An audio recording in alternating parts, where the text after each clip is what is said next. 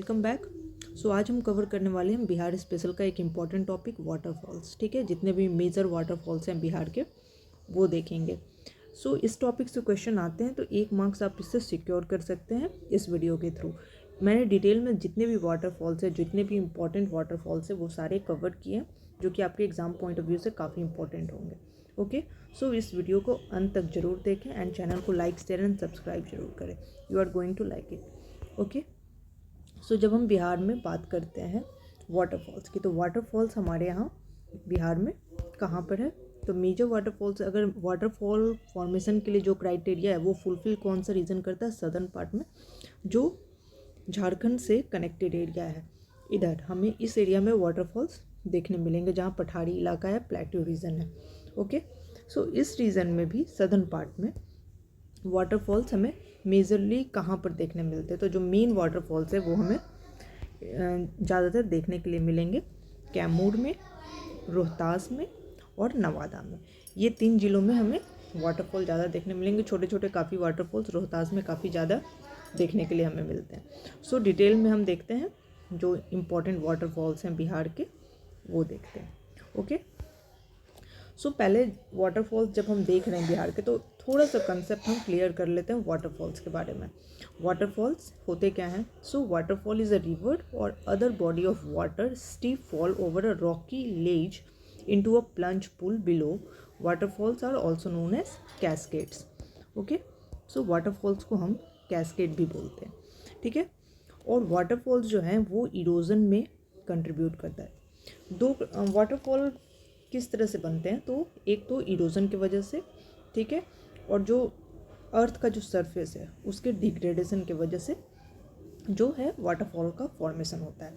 और waterfall erosion में अपने आप में कंट्रीब्यूशन अपना करता है। ठीक है, अब वाटरफॉल्स का फॉर्मेशन किस तरह से होता है हम थोड़ा वो समझ लेते हैं। मतलब कि वाटरफॉल कैसे बन रहा है?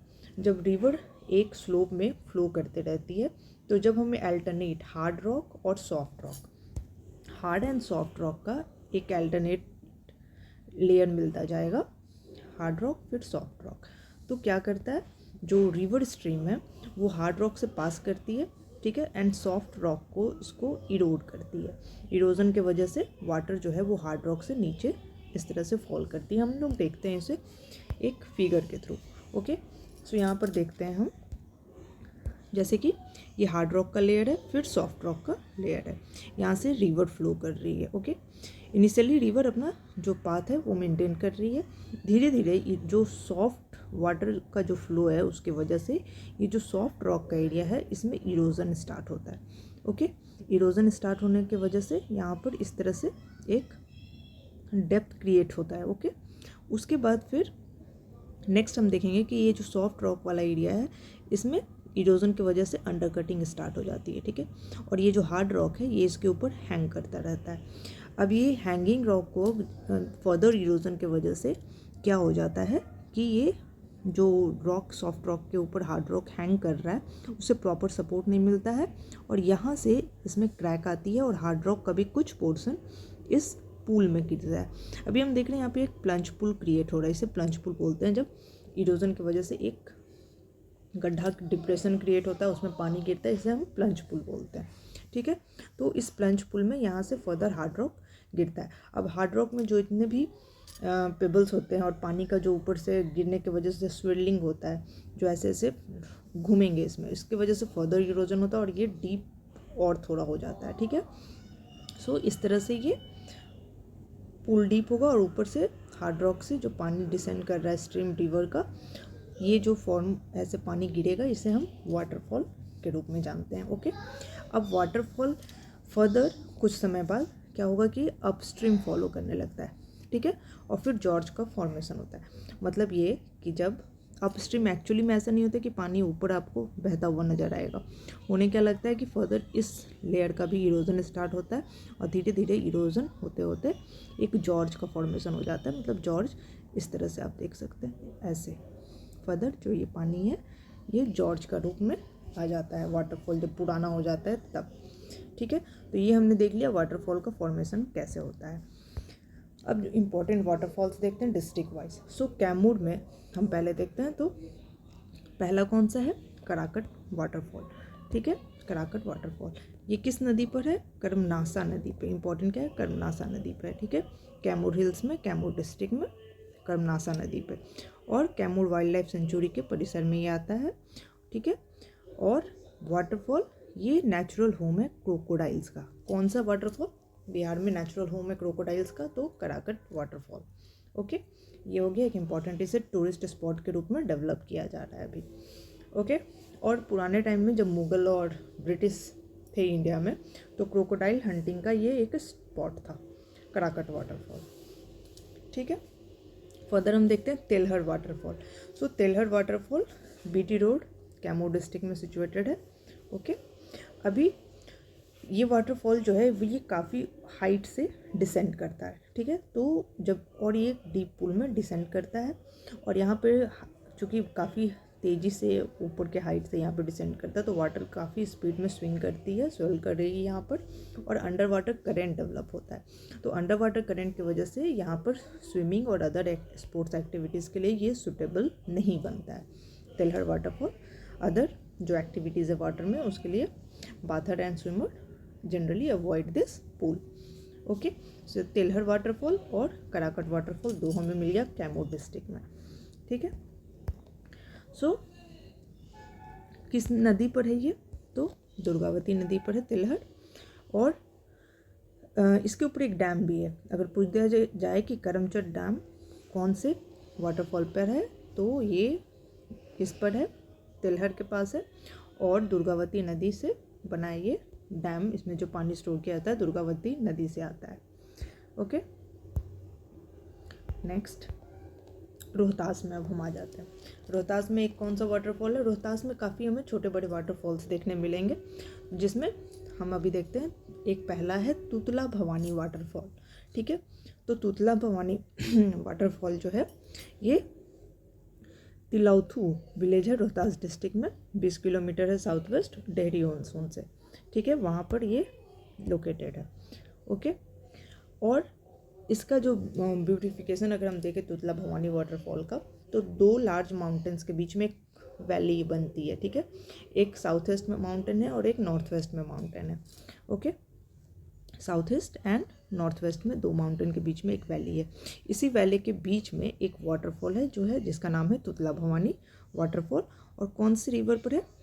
कछुआर रिवर। कछुआर रिवर यहाँ से फ्लो करती है। ओके, ये हो गया एक। अभी देखते हैं मांझर कुंड और धुआं कुंड, ये दो इम्पोर्टेंट वाटरफॉल हो गए रोहतास के, ठीक है। मांझर कुंड और धुआं कुंड सासाराम में है, ठीक है। और एंशिएंट हिस्ट्री के हिसाब से हम देखें तो गुरु ग्रंथ साहिब को जब यात्रा पर निकाला जाता था, तो यहाँ पर सिख कम्युनिटी जो है वो स्टे करती थी मांझर कुंड पे फॉर 3 डेज। ओके, तो इसलिए सिख कम्युनिटी में भी इस कुंड का एक मान्यता है वाटरफॉल का। और ऑल्सो यहाँ पर रक्षाबंधन फेस्टिवल है, तो सिख कम्युनिटी के लिए भी सिग्निफिकेंस हो जाता है मांझर कुंड और धुआं कुंड, और रक्षाबंधन फेस्टिवल के लिए हिंदू कम्युनिटी के लिए भी ये काफ़ी सिग्निफिकेंट है। साथ में हाइड्रो इलेक्ट्रिसिटी का प्रोडक्शन भी यहाँ पे, तो 50 से 120 मेगावाट का हाइड्रो इलेक्ट्रिसिटी प्रोडक्शन करता है धुआं कुंड वाटरफॉल। ओके, नाउ अब हम चले आते हैं नवादा में। सो नवादा में जो बिहार का सबसे इम्पोर्टेंट और टूरिस्ट स्पॉट है ककोलत वाटरफॉल, ठीक है। ये 7 स्ट्रीम जो डिसेंड करती है कोडरमा प्लेट्यू से, उससे बना है ये waterfall. 7 combination of 7 stream descending from the Koderma plateau. So इस वाटरफॉल की हाइट अप्रॉक्सीमेटली 160 फीट है, और हिंदू मैथोलॉजी में इसकी काफ़ी मान्यता है। किस तरह से? तो त्रेता युग किंग को श्राप मिला था, जिससे वो पाइथन बन गए थे और इसी वाटरफॉल में रहते थे। जब पांडव महाभारत के टाइम में यहाँ पहुँचे, तो जो किंग थे उन्हें अपनी जो श्राप था, कर्स था, उससे मुक्ति मिली थी। तो एक तरह से काफ़ी सिग्निफिकेंस हो जाता है। कहा जाता है कि जो इस कुंड में स्नान करेंगे उन्हें सांप की योनि में जन्म लेने का मौका नहीं मिलेगा, मतलब सांप की योनि से जन्म लेने से वो बचेंगे। आगे देखते हैं। अब मैंने क्या किया कि एक प्रॉपर टेबल बना लिया वाटरफॉल्स का। अगर कुछ लेस इम्पोर्टेंट कुछ वाटरफॉल है कभी एग्ज़ाम में आ गया तो किस नदी पर है और किस डिस्ट्रिक्ट में है ये आपको पता होना चाहिए। ककोलत का हमने देख लिया, 7 स्ट्रीम से बनता है, नवादा में है। फिर धुआंकुंड काऊ नदी में है, या फिर धोबा नदी रोहतास डिस्ट्रिक्ट में है। फिर सुखलधारी ये कान्हर नदी पर है, रोहतास में।